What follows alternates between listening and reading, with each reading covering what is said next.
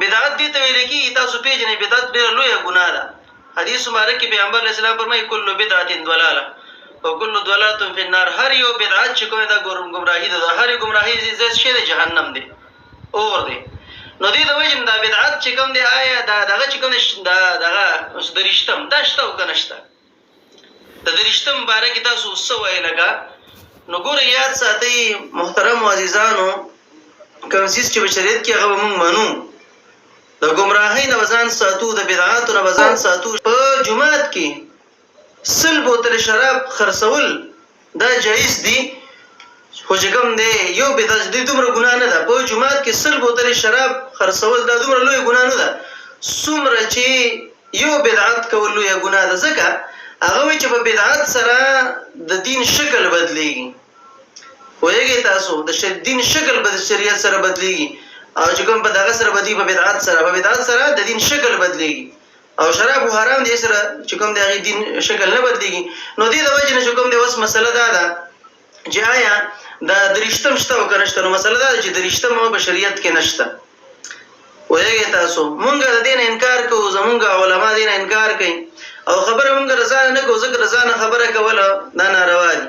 او دا هم نشي چې پیغمبر علیه الصلاة والسلام داسې فرمایي، ځکه په پیغمبر علیه السلام چې څوک دروغ تړي د ځای جهنم. څو ورځې مخکې ما په سورة العنکبوت او سورة روم فضیلت باندې یو مختصر بیان کړی و. بیا مې د خپلو اسلافو د معمولاتو نه دا یو معمول ګرځولی و چې د 23 رمضان المبارک په شپه باندې د سورة العنکبوت او د سورة الروم تلاوت دا یو مستحسن باعث د اجر او ثواب عمل دی چې څوک د قرآن عظیم الشان تلاوت کوي او د سورة الروم او د سورة العنکبوت تلاوت کوي نو رب ذوالجلال په دغه تلاوت باندې او عمل باندې دته اجر او ثواب ورکوي. او څوک چې د دې قرآن او د دغه سورتونو تلاوت نه کوي نو هغه د دې ثواب نه محرومه پاتې کیږي. او کم کس چې د قرآن عظیم الشان د تلاوت نه یا د سورة العنکبوت او د سورة روم د تلاوت نه مومنان مسلمانان منع کوي نو دا محض یو حرکت شیطانی دی. او په دې باندې ما بیا د کتابونو نه حوالې په هغه کلیپ کې او بیان کې هغه بیان کړی وي او پیش کړی مې وي د سورة العنکبوت او د سورة الروم په فضیلت کې، او بیا بالخصوص د 23 رمضان المبارک په شپه باندې چې څوک د سورة العنکبوت او د سورة روم تلاوت کوي نو دا باعث د اجر او د ثواب یو عمل دی. ارشاد الطالبین د حضرت شیخ المشیخ عبدالله صاحب چې مشهور او معروف اخوند درویزه بابا دی،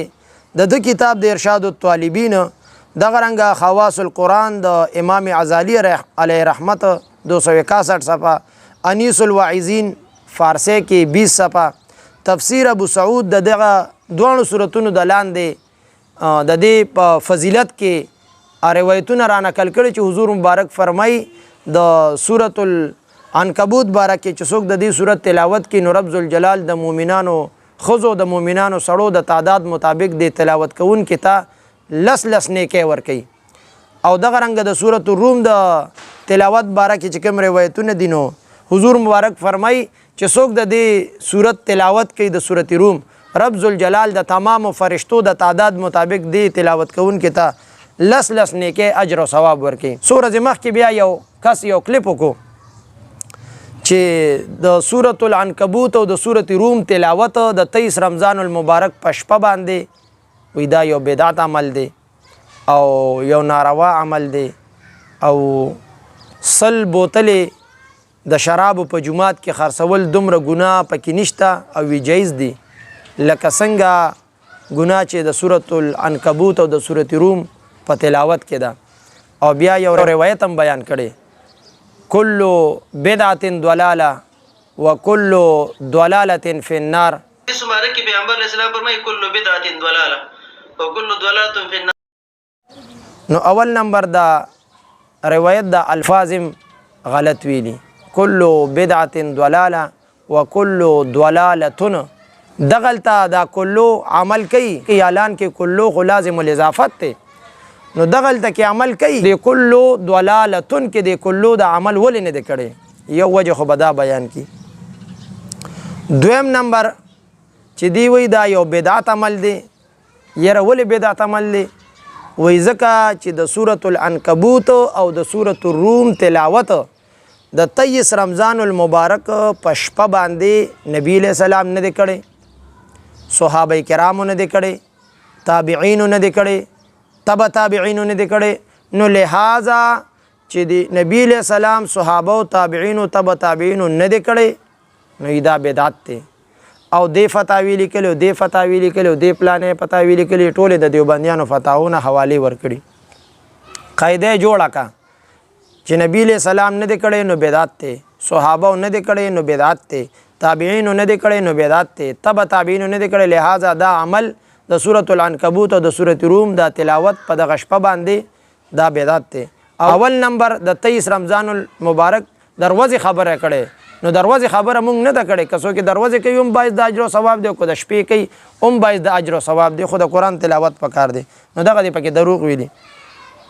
قاعده دی جوړه ک چې دا کار نبی علیہ السلام صحابه او تابعین او تبع تابعین نه کړي لہذا بدعت دی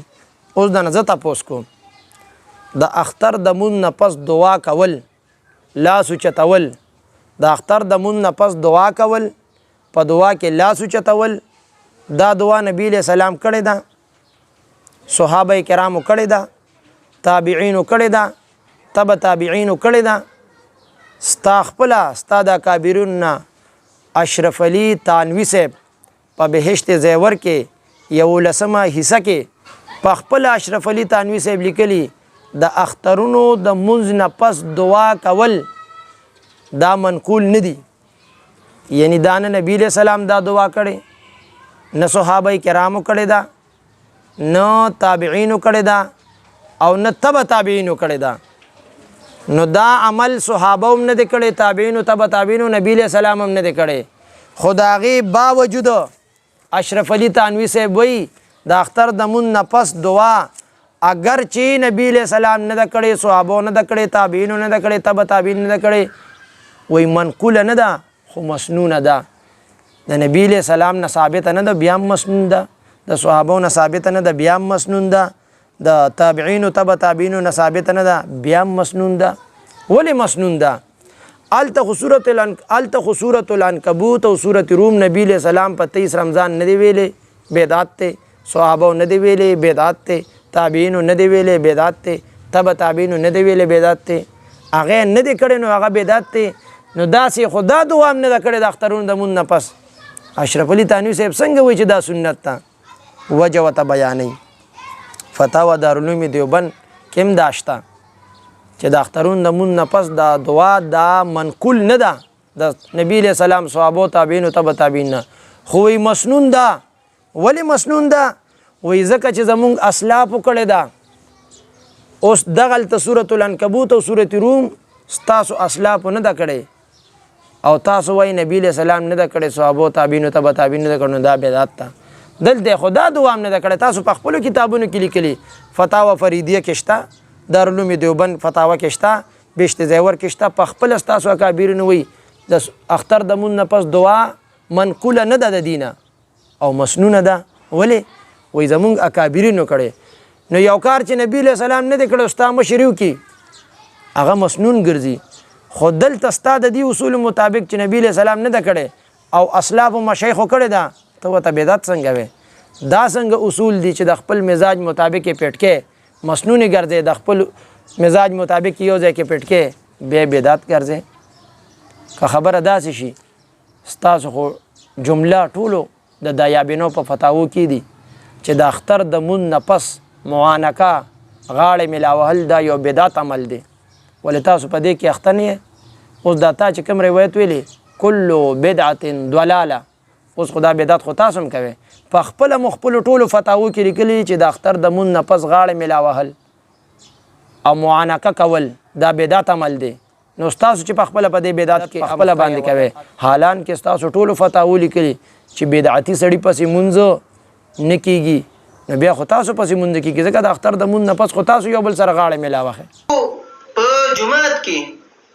100 بوتل شراب خرڅول دا جایز دي خو چې کوم دی یو بدعت دی دومره ګناه نه ده په جومات کې 100 بوتلې شراب خرڅول دا دومره لویه ګناه نه ده څومره چې یو بدعت کول لویه ګناه ده ځکه 100 بوتلې د شرابو په جومات کې خرڅول جایز دي او دونه ګناه نه ده لکه څومره ګناه چې د سورت روم او د سورت العنکبوت په تلاوت کې ده نو زه هم خو خلکو ته چې تلاوت کوي په دغه شپې کوي چې په کومه شپې کوي نو وې کې خدا دا اسلاف یو معمول دی خدا ته چې خلکو ته شراب 100 بوتلې په جومات کې خرڅوا نعوذ بالله او دې کې دومره ګناه نشته په دې تلاوت کې دومره ګناه ده هر چاته پته ده چې قرآن ویلو کې ثواب دی او که بوتلو د شرابو خرڅولو کې ثواب دی دا هر چاته پته ده تر کومه به دا خلک تاسو په تیاره کې ساتي نو زه خو بیا هم دا دعا غواړم چې رب دې تا ته هم هدایت نصیب کړي جلال دې زمونږ د قرآن سره محبت نورم پیدا کړي مونږ له دې رب ذوالجلال نورم توفیق راکړي چې قرآن مجید